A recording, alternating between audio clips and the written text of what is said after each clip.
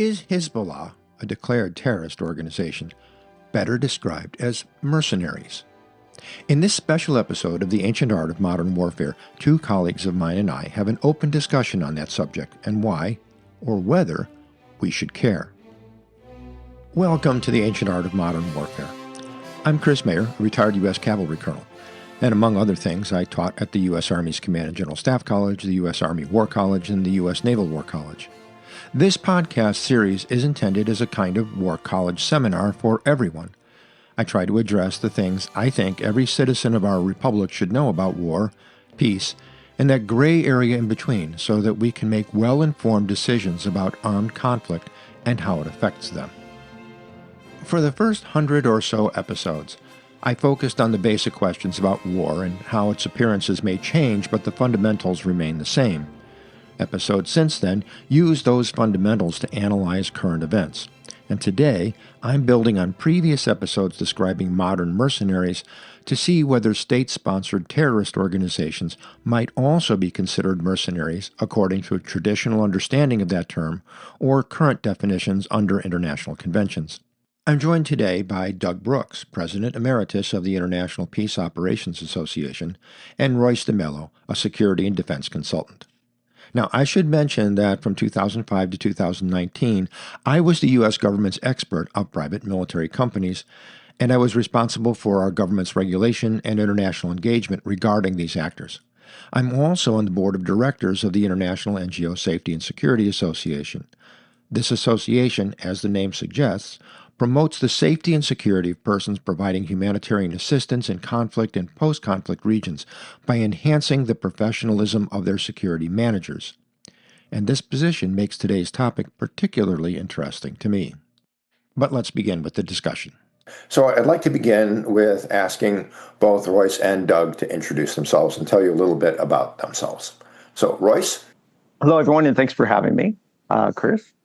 I'm a Canadian, Middle East, and Africa security and defense consultant. I've worked independently for and with a number of companies worldwide, not only in the Middle East and Africa, including Central America. And I come from the School of Hard Knocks, a lot of experience on the ground in various regions around the world. I represent a few defense companies in the defense world. And with my analytical work, I cover everything from terrorism, counterterrorism, risk assessments, country risk assessments, and economics. All right. Doug, you've been on the podcast before, but remind everybody who you are. Yeah, thank you, Chris. So I am President Emeritus of ISOA, the International Stability Operations Association, which is an association I founded 25 years ago after being an academic, or sort of at the same time. I was working on my PhD at the time, which I did not finish because 9/11 and all the wars, global war on terrorism kind of took over my life, and running the Trade Association, which has over 200 companies now. I'm loosely affiliated with it now. I continue to support it. But in the meantime, I'm also consulting on logistics and other things that go on with the industry, doing work on projects in Ukraine and Syria, Somalia, and other places. And I'd like to point out that right now you're in Dubai, so you're on the front lines of whatever it is that we're trying to do in the Persian Gulf right now. No, that war ended a long time ago, I think. That's what we were told. No, it started up again. That's I know. 60-day clock starts all over again. Okay, so we have a perspective that Doug's out where the rubber meets the road in some of what we're discussing here now. Anyway, and Royce is representing. He's got a Canadian perspective, and everybody who's listening pretty much, I think, by now knows what my perspective is on things. So the question that we're going to be discussing is whether Hizballah is, in fact, a mercenary organization. And Royce, why don't you tell us a little bit about what Hizballah is? Hizballah is a Shia militia, an ethnic group within Lebanon. They started off in 1982, I believe, after the Israeli invasion. As a sort of reaction And initially, this was during the time of the Lebanese Civil War, and initially they were fighting everyone. And people need to remember that within Lebanon, there were two Shia main groups after Hezbollah showed up on the scene, and that's Amal, which was slightly more secular, and Hezbollah, and they were enemies. Now within the Lebanese government, the Amal party is very supportive of Hezbollah at the moment. So Hezbollah has a history as a militia. After the war ended in the early 90s with the Syrian peace agreement, Syria under Assad Sr. had forced Lebanon to allow Hezbollah to continue as an armed militia within the country.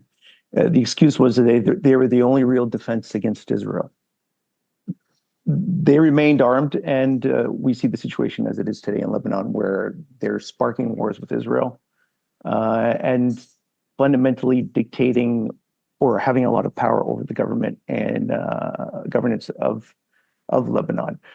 For one thing, I think worth mentioning about Hezbollah's nature is that they did assassinate Rafik Hariri, the prime minister of Lebanon. Okay. Sorry. Yeah. And going back to Hezbollah, its backing initially was under the Assad government, and later, what also happened was that Iran was involved and, of course, is backing them, which is the case today. Iran is their prime backer and supporter in Lebanon. Okay, so they're not an arm of the Lebanese government. They're tolerated by Lebanon at the pressure of foreign powers, and so that we can't, and so they don't really represent the Lebanese government in their actions. Is that a correct statement? Yes. Right now, there's one poll I saw that went as high as 70% of Lebanese now are opposed to Hezbollah carrying on as an armed militia, that they should be disarmed. And President Aoun and the government has wanted them to be disarmed as of December last year, and it never happened, which was predictable. And they refuse. They're refusing to disarm, point blank. Why are they unable to get them to disarm? The problem is the Lebanese army probably is not strong enough to take them on. Right now, I've been saying this since President Aoun was elected or put in the position of president, and only because Hezbollah allowed it, by the way. For 2 years, there was no president in Lebanon. Nothing can be done because they're too powerful and strong at the moment. And the risk of civil war is the point I'm getting to. There's been this looming risk of civil war happening since the government has been pushing for the disarmament and dismantling of Hezbollah militia. And I believe there's a huge risk, because despite what happened after the peace that happened after the Civil War, many of these militias were supposed to disarm. I assure you they did not completely disarm. There are caches of weapons sitting around with a lot of these groups. Hezbollah is not the only unauthorized armed militia running around in Lebanon. Is that what you're telling me? No, there's Palestinian groups like PFLP, and Hamas is even there, has groups there, but there's PFLPs there, and other groups are there. Again, under the auspices of Iran and the help of Iran through Hezbollah. They're supporting those Palestinian groups that are still armed as well. But Hezbollah is officially the only militia allowed to be armed outside of the army. Okay. And I think most Lebanese, a lot of Shia are actually now turning against Hezbollah because they're realizing the devastation they bring upon Lebanon whenever they spark these wars needlessly. And just as a reminder for people who don't stay up on these things, the Sunni Shia divide, I like to say, is a 1,400-year-old civil war within Islam. Yes. It's a huge factor. Most don't seem to clue into or key into that this division is underlying. For example, Saudi-Iranian relations opened up in 2023 with China as being a broker. And when that happened, China initiated this reopening of diplomatic relations between the two countries. But underlying that, of course, is this distrust of the two. All those Sunni Arab states distrust Iran and vice versa. So then we have a basic understanding of what Hizballah is, and the fact that they are an armed militia, which is causing a lot of trouble on behalf of Iran, and they do not operate with the permission, but only with the, I won't even say the tolerance, but the Lebanese government isn't able to stop them. Okay. So the question then is, are they mercenaries? And to that, I need to go back and we need to discuss what is a mercenary. Now, of course, I've discussed this in previous episodes of this series, but just to refresh, the International Convention, or what's sometimes called the UN Anti-Mercenary Convention, specifies what a mercenary is under that convention. And that is a person who is specifically recruited abroad in order to fight an armed conflict. Okay, that's important to understand here when we're talking about Hizballah and Iran, is motivated to take part in hostilities essentially by the desire for private gain, and in fact is promised by or on behalf of a party to the conflict material compensation. Now, material compensation can be more than just money, substantially in excess of that promised or paid to combatants of similar rank and functions in the armed forces of that party, is neither a national of a party to the conflict or a resident of the territory controlled by a party to the conflict, is not a member of the armed forces to the conflict, and has not been sent by a state which is not a party to the conflict on official duty as a member of its armed forces. Now, those repeat what's in Additional Protocol 1 of the Geneva Convention. However, this convention went on to talk about how a mercenary might be outside of a formal armed conflict. In this case, it says a mercenary is also any person who, in any other situation, is specifically recruited locally or abroad for the purpose of participating in a concerted act of violence aimed at overthrowing a government or otherwise undermining the constitutional order of a state or undermining the territorial integrity of the state, is motivated to take part therein essentially by a desire for significant private gain, and is prompted by the promise or payment of material compensation, is neither a national nor a resident of the state against which such an act is directed, and has not been sent by a state on official duty, and is not a member of the armed forces of the state on whose territory the act is undertaken. And I think for our purposes, Hizballah I would like to use this second definition outside of direct armed conflict as we analyze what a mercenary is. That's what the definition is under an international law which only 38 countries across the world have actually signed on to.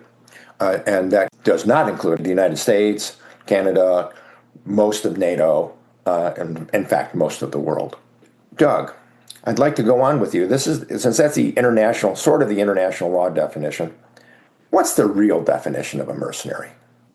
Yeah, well, the term mercenary is really just a derogatory term, and then what we end up doing is making up all these sort of legal pretzels to try and make it into something that we can prosecute. But I like the way the New York Times uses the term mercenary, which is a foreigner or a business person we don't like. And that's really what it boils down to, and you really see how it's used. And then every time they try and prosecute somebody as a mercenary, something pops up out in one of these many clauses that absolutely doesn't fit. So I'm kind of interested to see how the Hezbollah discussion goes. Yeah, I would like to point out what you said is that in the history, since the post-World War history, successful prosecutions of people accused of being mercenaries are very rare. And sometimes unsuccessful. I think there was Mark Thatcher. There were some 4 British nationals in Angola in the 1970s in a court case that was really, really problematic by any definition of the rule of law. And then Russia has a tendency to say that anyone who is fighting for Ukraine is a mercenary. And I'm going to get into that in another podcast sometime. So, as Doug said, it's just about anybody we don't like. Although the common definition, one that most people might think of, would be a soldier who is fighting for pay on behalf of a state which is not his state. And that would include things like the Flying Tigers, for example, who were Americans fighting on behalf of China, nationalist China, being paid in gold. And very famous, and the Chinese, even the People's Republic of China today still appreciates the work that they've done. But does this apply to Hezbollah? So I'd like to take that into the second definition in the convention for us to discuss whether Hizballah is or is not a mercenary. So A, are they specifically recruited locally or abroad for the purpose of participating in a concerted act of violence aimed at overthrowing a government or otherwise undermining the constitutional order of a state? What do you think? Well, in this case, I would say Hizballah. Well, Hizballah is a local militia. It's homegrown fundamentally. And though Iran and Syria were supporting and backing them, they were one militia in a civil war. And today they are still a militia.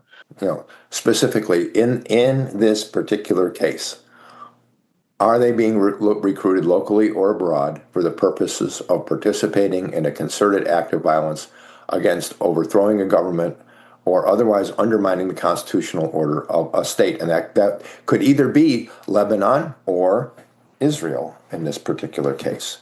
And I also understand that Iran is, in fact, recruiting them within Iran right now. Is that not true?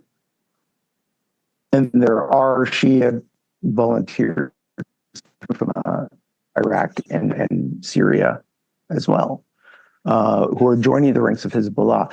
But that's no different than, to me, that's no different than foreigners joining the Ukrainian Legion to fight in Ukraine. They're fighting because idealistic. Okay, but remember, they're fighting because you have to meet ideal. Yeah, remember that to be a mercenary, you have to meet all of those criteria, not just one of those criteria.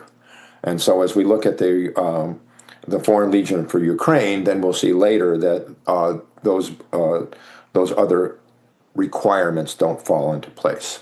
But we'll see.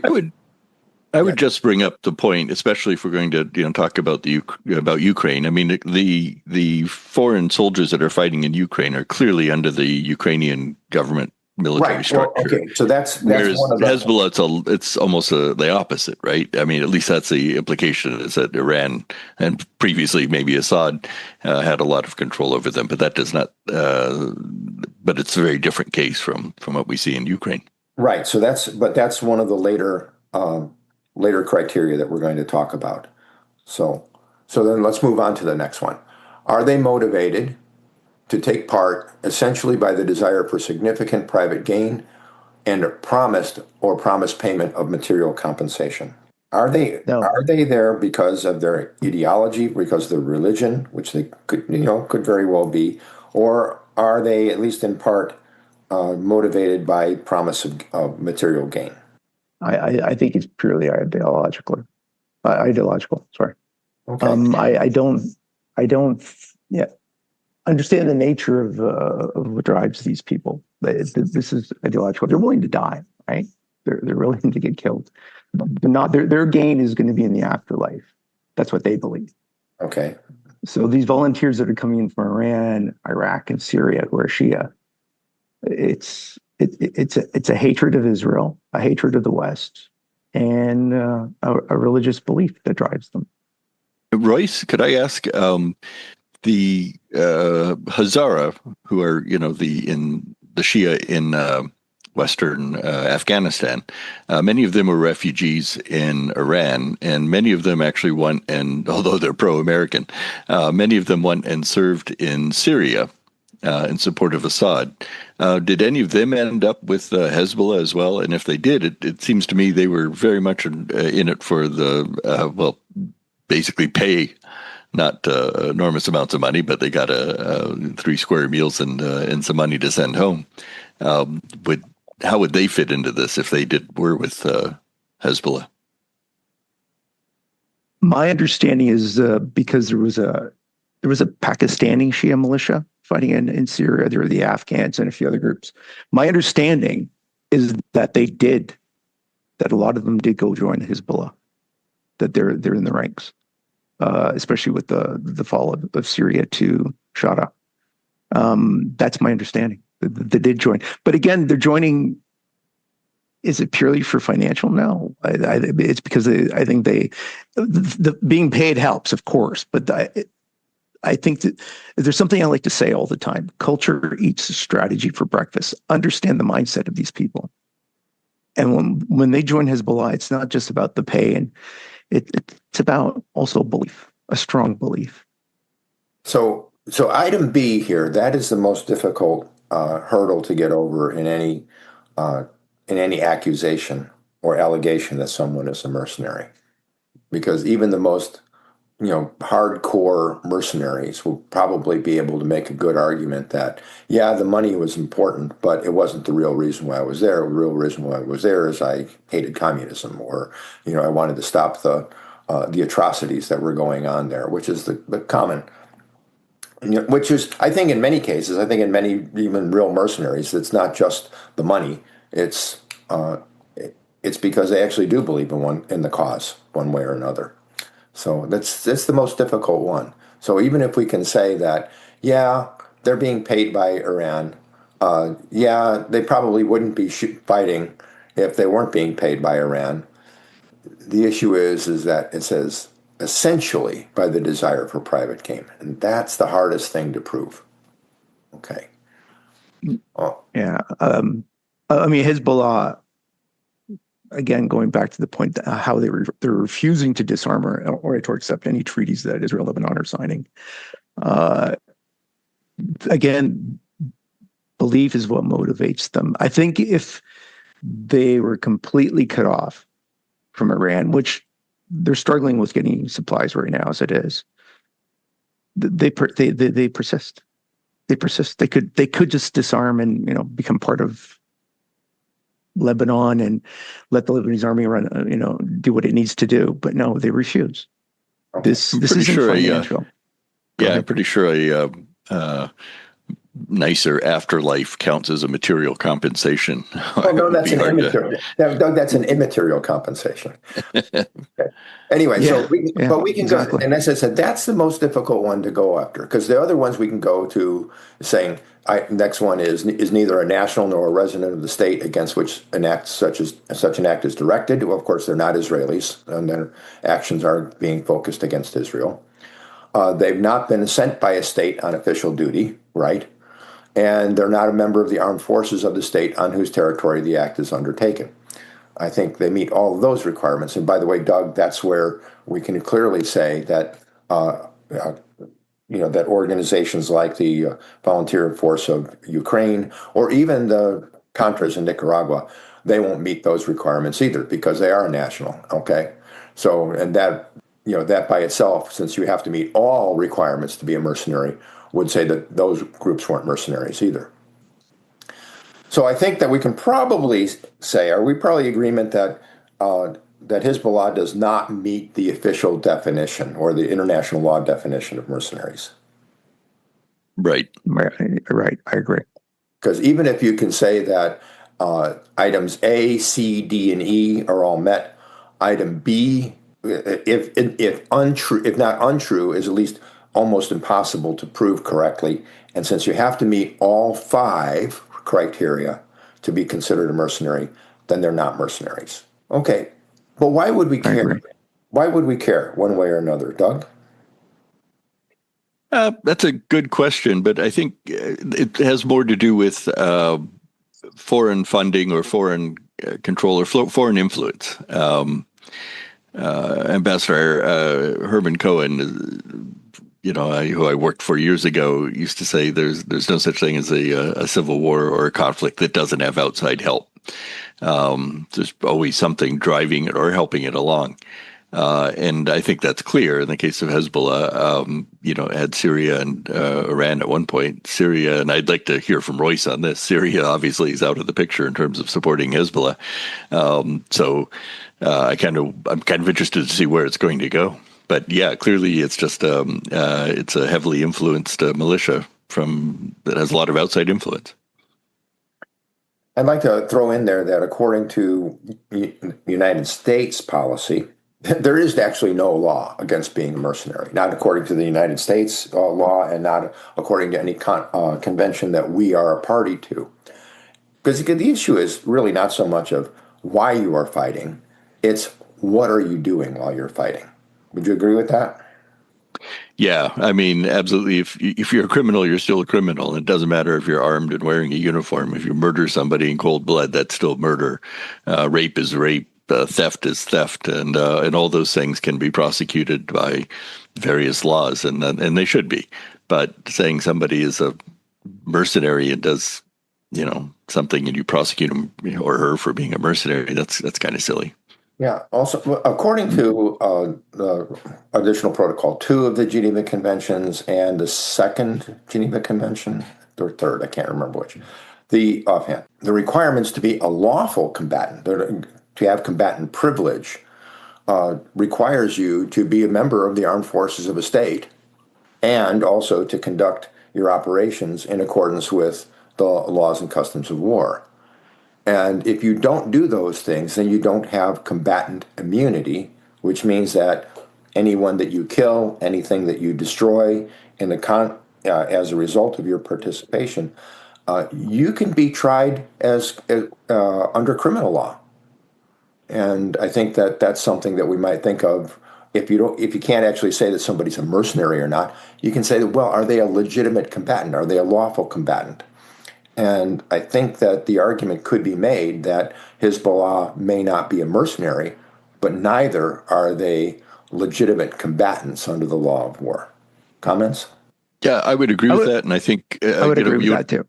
I think I would just make the comparison to Russia and Ukraine because they both use foreigners and put them in uniform, and both countries should be, or both militaries, I should say, should be responsible for the behavior of their personnel. It doesn't matter the nationality. Sorry, right. Royce, go ahead. No, I was just agreeing. I agree with that, with what Chris said. So in theory, if Israel or someone else captures a Hizballah operative, then they could actually just try them as under civil court for their actions, and not treat them as legitimate prisoners of war.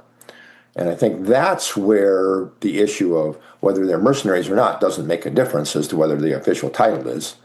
They're not conducting their operations in accordance with recognized law of war, and therefore should not be granted the same privileges that a regular combatant should be.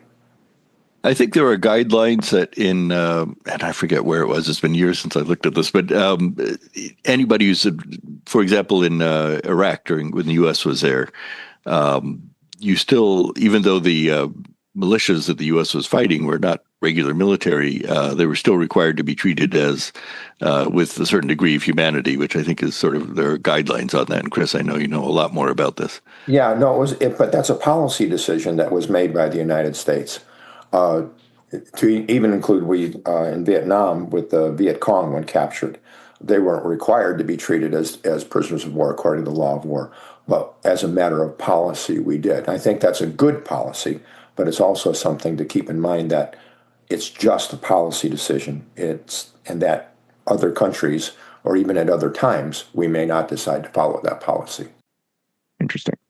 Okay, so with that, I'd like to sum up real quick here and say that we have had this discussion. We've determined that Hizballah is not a mercenary organization. But it is important to understand that just because you're not a mercenary doesn't mean that you're a legitimate combatant. And similarly, just because you're not a legitimate combatant doesn't mean that you're a mercenary. And as a springboard to other discussions, like with Ukraine and Russia, as to how mercenaries apply in those contexts. Closing comments? We have 2 minutes. For me, again, I'm in agreement. Hizballah is not a mercenary group. They're not mercenary. They are a proxy, but they are fighting for their own interests within Lebanon, and they do want dominance within the country. That is their goal at the end of the day. And as we discussed, even if they were categorized as mercenaries, so what? At the end of the day, they're a terrorist organization, and other laws and regulations will apply.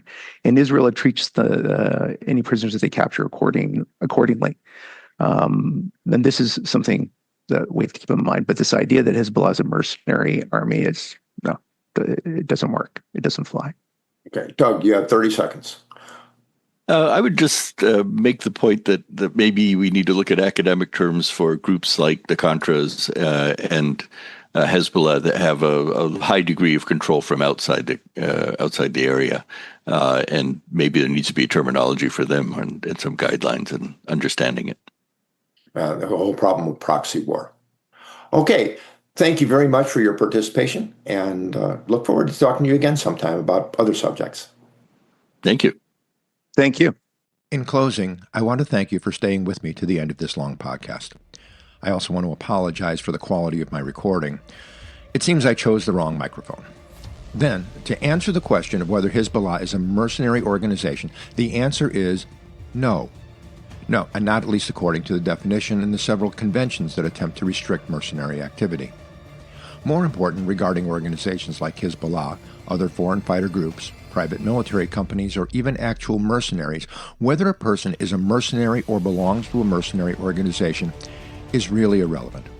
What matters is whether the person fighting does so under the authority, control, and accountability of a government.